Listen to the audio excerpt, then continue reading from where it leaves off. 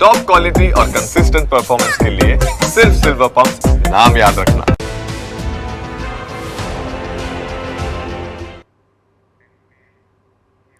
અમરેલીના જાફરાબાદ રેન્જમાં સિંહબાળના મોત બાદ વધુ એક સિંહણનું મોત થયું છે। રાજુલાના માંડરડી ગામની સીમમાંથી એક સિંહણનો મૃતદેહ મળી આવ્યો છે।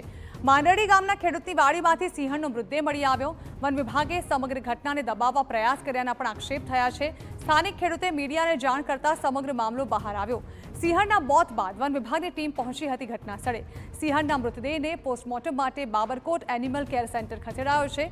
સિંહણનું કુદરતી જ મોત થયાનો વન વિભાગે દાવો કર્યો છે। જાફરાબાદ રેન્જમાં 2 દિવસની અંદર 3 સિંહબાળના મોત બાદ સિંહોની સુરક્ષા અંગે સવાલો ઉઠી રહ્યા છે અને ત્યાં બીજી તરફ રાજુલાના માંડરડી ગામની સીમમાંથી વધુ એક સિંહણનો મૃતદેહ મળી આવતા અનેક સવાલો ઉઠી રહ્યા છે। જો કે વન વિભાગનો દાવો છે કે સિંહણનું મૃત્યુ કુદરતી જ થયું છે, તો અગાઉ થયેલા મોત પાછળ વિવિધ કારણો જવાબદાર હોવાનું વન અધિકારીનું કહેવું છે। સિંહણનું એક કુદરતી રીતે મૃત્યુ થયેલું છે, એનું મૃતદેહ ગઈકાલે મળ્યું હતું અને જે આપે વાત કરો છો એ અમુક જે છે સિંહોના મૃત્યુ થયા હતા, તો એમાં જુદા જુદા વિસ્તારોમાં છૂટાછવાયા જે કુદરતી રીતે મરણ પામેલ છે તે રીતે થયા છે અને એક ગ્રુપમાં થોડાક લક્ષણો અમને દેખાયા હતા એ ન્યુમોનિયાના ને એવા, અને એમાં એક સિંહબાળનો હિમોગ્લોબિન પણ ખાસું ઓછું થઈ ગયું હતું, 1.6 સુધી આવી ગયું હતું। તો આક્ષેપો તો એવા પણ ઉઠી રહ્યા છે કે સિંહણના મોતની ઘટનાને વન વિભાગ દ્વારા દબાવવાનો પ્રયાસ કરાયો હતો।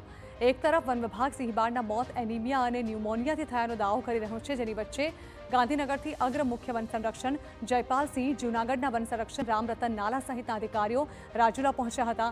તેમણે જાફરાબાદ રેન્જ અને રાજુલામાં અધિકારીઓની મુલાકાત લીધી હતી। ધારી ગીર પૂર્વના ડેપ્યુટી વન સંરક્ષણ વિકાસ યાદવ, શેત્રુંજી ડિવિઝનના ડેપ્યુટી વન સંરક્ષણ ધનંજય સાધુ પાસેથી વિસ્તારથી માહિતી મેળવી હતી।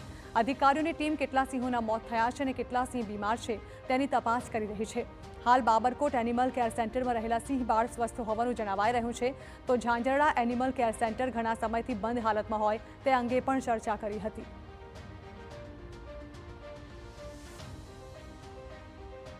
અત્યારે જે રેસ્ક્યુ કરીને જે એનિમલ્સ રાખ્યા છે એ પણ મેં જોયા, તો એ બધા સ્વસ્થ છે અને બાકી પણ એના માટે કે ફરી વધારે સાવચેતી કેવી રીતે રાખી શકાય તે માટેના આયોજન માટે મેં સ્ટાફ સાથે પણ ચર્ચા કરી છે વિસ્તૃત, અને એ માટે જે પણ જરૂરી છે એ પ્રમાણેના પગલાં લેવામાં। જાફરાબાદ રેન્જમાં જે રીતે સિંહબાળ અને સિંહોના મોત બાદ જે રીતે વન વિભાગના પીસીસીએફ જયપાલસિંહ અને જૂનાગઢના સીએફ સહિતના અધિકારીઓ છે તે પાલિતાણા શેત્રુંજી ડિવિઝન અને ધારી ગીર પૂર્વ ડિવિઝનમાં પહોંચ્યા હતા। જે રીતે સ્થાનિક અધિકારીઓ સાથે ચર્ચા કરવામાં આવી, ઉપરાંત જે સારવાર લઈ રહેલા જે એનિમલ કેર સેન્ટર ખાતે સિંહબાળ છે તેમની પણ કયા પ્રકારની હાલત છે તે પણ ચકાસણી કરવામાં આવી। ઉપરાંત હવે તકેદારીના ભાગરૂપે કયા પ્રકારના પગલાં લેવા તે પણ સૂચના આપવામાં આવી છે। ઉપરાંત જે રીતે ગઈકાલે એક રાજુલા વિસ્તારમાંથી એક સિંહણનું કુદરતી રીતે મોત થયું હોવાનું પણ વન વિભાગે